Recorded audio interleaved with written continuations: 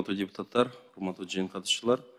Азыр талай Тумбатовичтен суроолор уланта берсем, ушул 16 беренесинде технопарктарга жана технопарктардын резиденттерине мамлекеттик колдонуу ыкмалары орнотулган. Алардын арасында салык жана чек каражатындагы мыйзамдарында каралган учурдагы жеңилдетилген салыктарды жана башка төлөмдөрдү орнотуу ыкмалары каралган деп белгиленген. Ошондой эле ушул азыр салык жана бажы жаатындагы мыйзамдарга өзгөртүүлөргө киргизүү кажет болобу, болбойбу? Анан кийинки суроом, ушул мыйзам долбоорунун күчүнө кирүү мөөнөтү жарыялангандан кийин 15 күндөн кийин деп аныкталган. Ошол эле аталган өзгөртүүлөр киргенге чейин технопарктардын салык маселеси кантип ишке ашат да? Биринчи суроо боюнча мен өзүм баяндамамда айттым, салык кодексине анан бажы төлөмдөрү боюнча мыйзамга эки чоң мыйзамга өзгөртүү киргизилиши керек деп айттым. Бирок эмне үчүн азыр биз аны алып келбегендигибизди дагы түшүндүрүп бердим Карим Илимзарович. Анткени салык кодексине бир жылда бир жолу гана өзгөртүү киргизилиш керек деп 17 берененин 2 пунктунда жазып турат.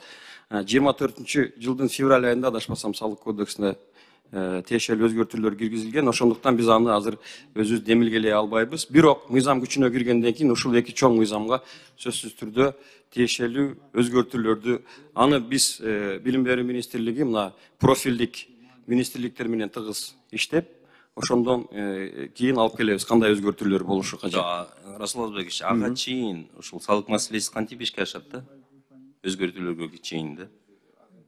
Илимзарович, биз мыйзамды алып, укуктук базаны түзүп, андан ары тиешелүү документтерди кабыл алып бара берели, анан 15 күндөн тартып күчүнө кирет, бирок автоматтык түрдө иштейт деген түшүндүрбөйт. Бир эле мисал, биз бул жерде реестрге киргизүүнү, анын жобосун иштеп чыгышыбыз керек, негизги критерийлерин бекитип алышыбыз керек.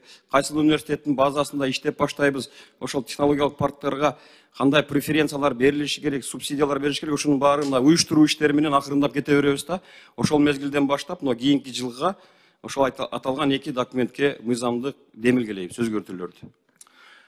Рахмат. Кийинки суроом, ушул мыйзам долбоордо технопарк бул мекеме же чарбалык коом түрүндөгү юридикалык жак деп аныкталган. Бул жалгыз юридикалык жакпы? Эгер андай болсо, мисалы менин ушул түшүнүгүм боюнча аларга ушул илимий техникалык жана ишкерликтин субъекттеринин келишими түрдө бегилекке иштешкен юридикалык жактардын инновациялык структуралардын ошондой эле өкүлчүлүк кылган тобу болушу мүмкүн да.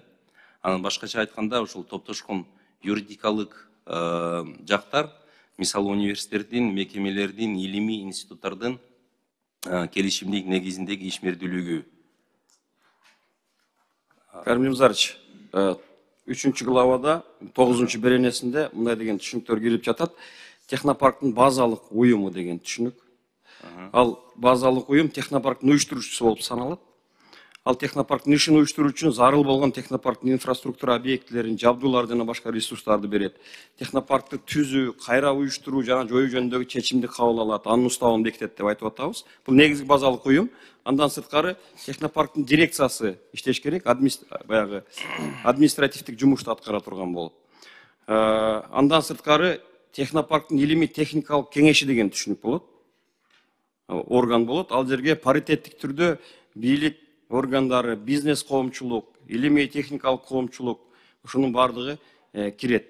Андан сырткары бул жерде мен башында айтып өттүм, реестрге киргизип, анын реестрге киргизүүдөгү комиссия болот. Муну башкача айтканда администрирование жагын биз башка өлкөлөрдүн тажрыйбасына таянып, бул бизге чейин болуп келген да. Ошонун тажрыйбаны алып келип атабыз. Рахмат. Расул Азбекович, ушул мыйзам долбоордун тиги арыбысында тобокелчиликтердин бири катары жетишсиз каржылоо деп, ошондой эле инфраструктуралар жана техникалык көйгөйлөрү деп аныкталган. Ал жакка электр кубаттын жогорку ылдамдыктагы интернеттин жеткиликтүүлүгүнүн жана башка маселелердин да кошо кетсе болот да. Ишке ашыруунда бир кыйла көп салымдар менен инвестициялар керек болот деп экен да.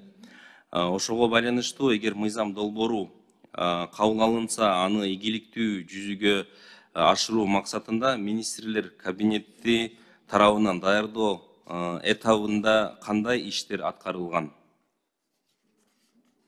Буга чейинки. Мен бұл мыйзам даярдоодо мүмкүн болушунча бардык тараптардын катышуусун камсыздадык. Биз анын ичинде тиешелүү министрликтер, профилдик министрликтер, сырткы резиденттер менен байланыштык. Мисалы биздин министрибиз ошол технопарк Турцияга чейин барып, тажрыйбасын көргөнгө мүмкүнчүлүгү болду.